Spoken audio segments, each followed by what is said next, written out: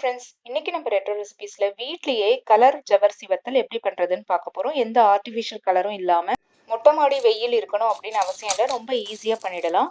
வீட்லயே ஃபேன் கீழே கூட நீங்க இதை காய வச்சுக்கலாம். ஈஸியா காஞ்சிரும் 2 நாள்ல. இது 1 வருஷம் ஆனா கூட கெடாம அப்படியே இருக்கும். இதை பார்க்கறதுக்கு முன்னாடி நம்ம சேனலை புதுசா பார்க்குற ஃப்ரெண்ட்ஸ் சப்ஸ்கிரைப் பண்ணிக்கோங்க.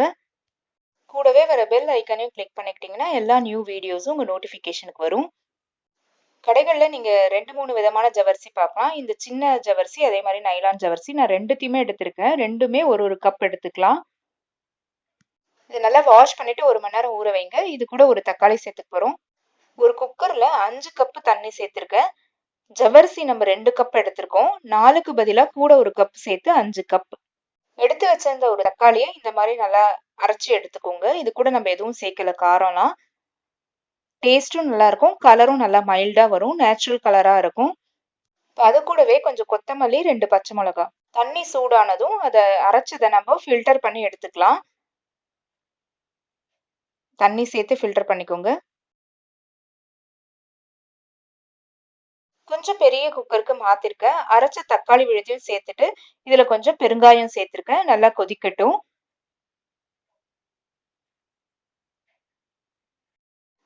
ஊற வச்சிருந்த ஜவ்வரிசியை தண்ணியை வடிச்சிட்டு சேர்த்துடலாம்.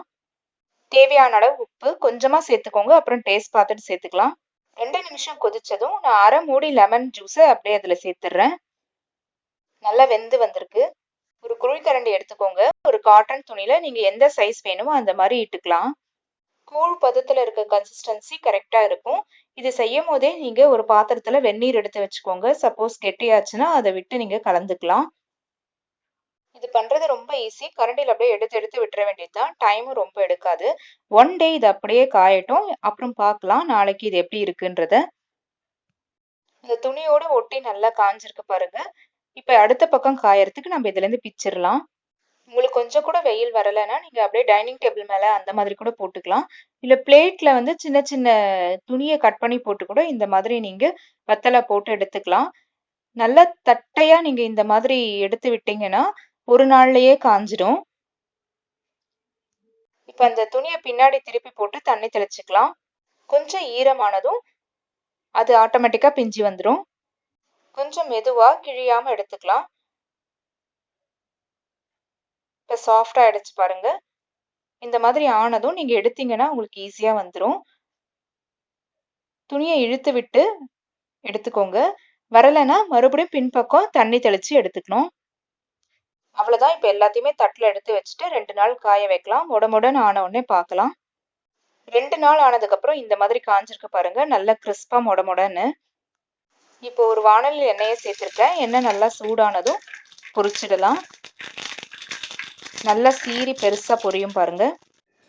சூப்பரா பொரிஞ்சிருக்கு. நல்லா கிறிஸ்பாவும் இருக்கு பாருங்க. நல்லா மொறுன்னு உடைச்சா எப்படி சத்தம் கேக்குது பாருங்க.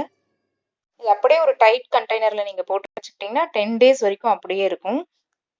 ரொம்பவே சுலபமா செய்யக்கூடிய இந்த ஜவ்வரிசி வத்தல் பண்ற அப்லோட் உங்களுக்கு பிடிச்சிருந்தா ஒரு லைக் கொடுங்க. நம்ம சேனலையும் சப்ஸ்கிரைப் பண்ணிக்கோங்க. கூடவே வர பெல் ஐக்கனையும் கிளிக் பண்ணிக்கோங்க.